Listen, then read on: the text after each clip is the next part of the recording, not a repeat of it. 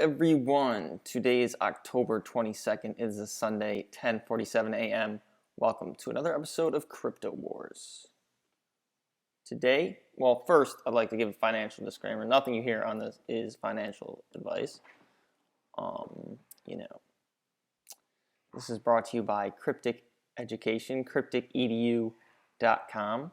If you would like a cryptocurrency consultation, I will take anything you will give me. I don't even have a rate, and I'll sit and talk about crypto for an hour because I enjoy it. So that's where I'm at with that. So,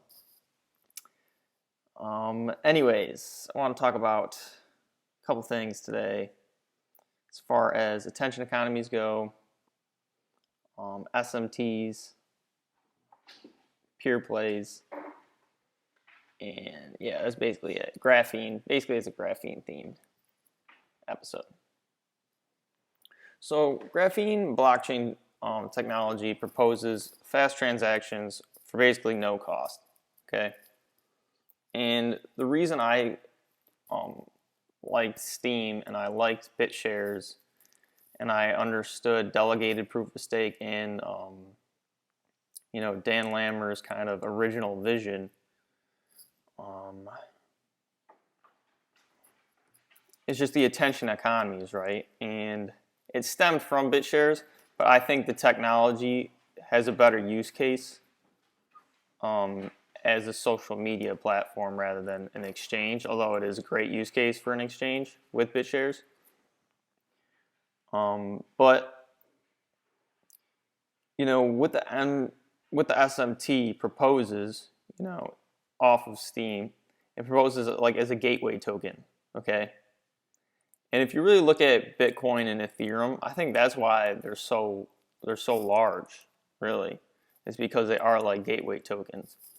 Like Bitcoin trades with everything on every exchange, right? So it's like a gateway token. So it's worth a lot because, exchanges need it. Exchanges, it's not that exchanges need it, but people need it to, trade basically.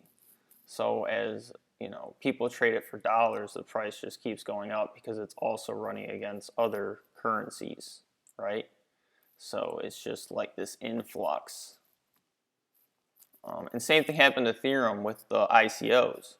See, Ethereum had already happened. I think with Bitcoin right now it's happening because so many people are getting into the cryptocurrency space. So they're going through the gateway, right? And then it happened with Ether with the ICOs, which was already in the space. Okay, I think people in the space were buying Ether for the ICOs. Well, also, I don't know. There's a lot of outside money coming in just during that, not bubble, I'd say. It wasn't really a bubble, but because the thing is like, you can't really call crypto bubbles, but they are bubbles. It's just that it's so fast, like a month in the crypto space is like a year. Like it's slow, but it's not. It's different. Anyways, talking about gateway tokens. So Steem might give a possibility of being a gateway token for social media backed cryptos and domain names.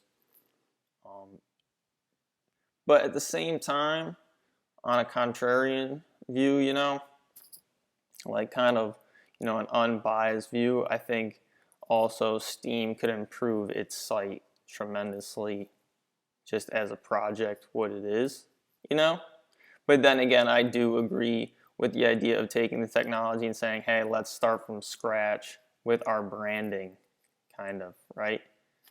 So, and also not only branding, but start from scratch in the sense that you're going to have multiple projects running, which increases chance of success anyways, off of the idea of a social media type crypto. I think the technicality, though, is the more important aspects. How the platform, but how fast it can buffer. For example, when I use Steem, the buffering takes forever, right? Like you can't have that, if you want to be mainstream type shit, right? If you want to scale. And it's just a matter to, I think, the skill of the developers able to build on the technology. You know, um,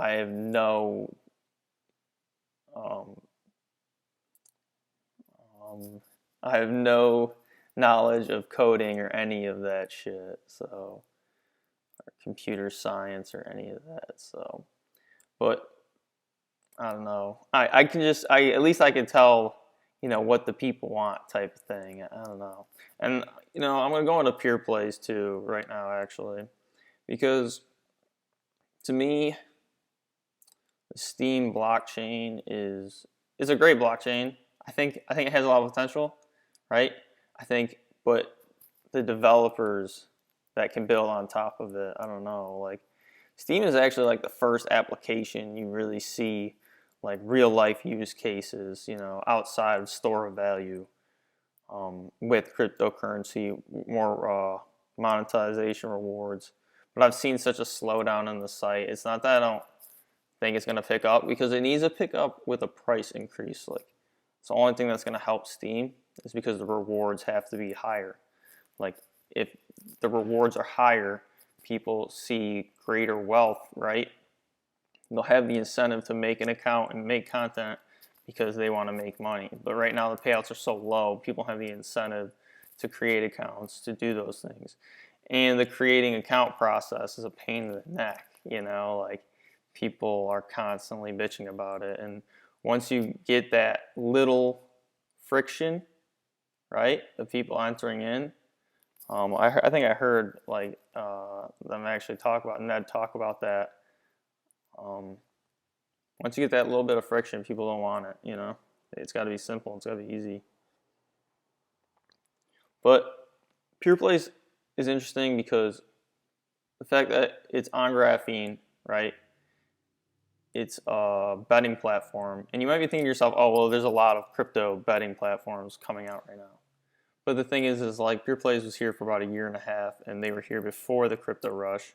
I actually knew about Peerplays like so long ago. I think I even participated in the share drop a little bit, like not even owning, not even getting a lot, you know. But the thing is like all these casino coins just start popping up, right? Because people see it as a good sales pitch. Okay, like we're a casino cryptocurrency, but the technology is not graphene. It's not sustainable or scalable.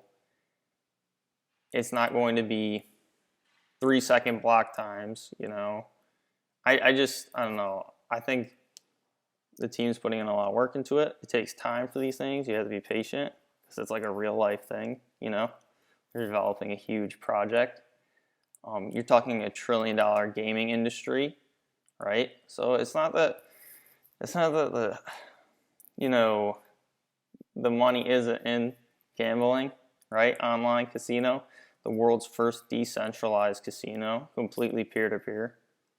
You know, you're talking like if it could scale with technicality on the platform, on the bookie application, if it's like fast, you know, and it's a good platform. For example, Steem takes a long time to buffer sometimes. It's a very slow website, right? Well, it should be slow. Like it has millions of dollars of wealth moving all throughout it all the time, you know.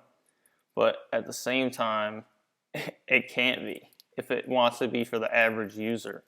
Okay, it's kind of crypto. Everyone it favors the the top dogs rather than the average user because security is the most valued thing, obviously, which it kind of should be. But at the same time, I don't know. Use cases, business models, like actually utilizing the technology, not, hoarding, not like money hoarding, right? Because that's all like it is right now. It's just a way to just make you like on lockdown, right?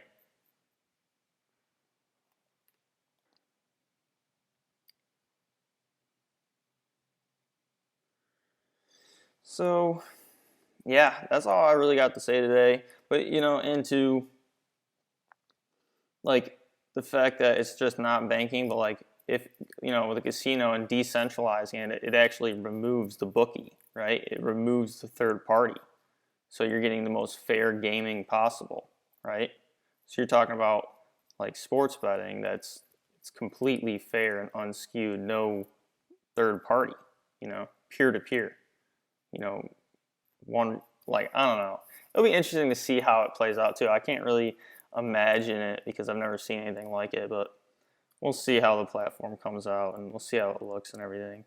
I'm not gonna cheerlead too much about these things. Again, not financial advice. This is all educational purposes. Completely speculation. Not speculation. More education about business models and use cases. And the ones that are currently going on in the space. Peace.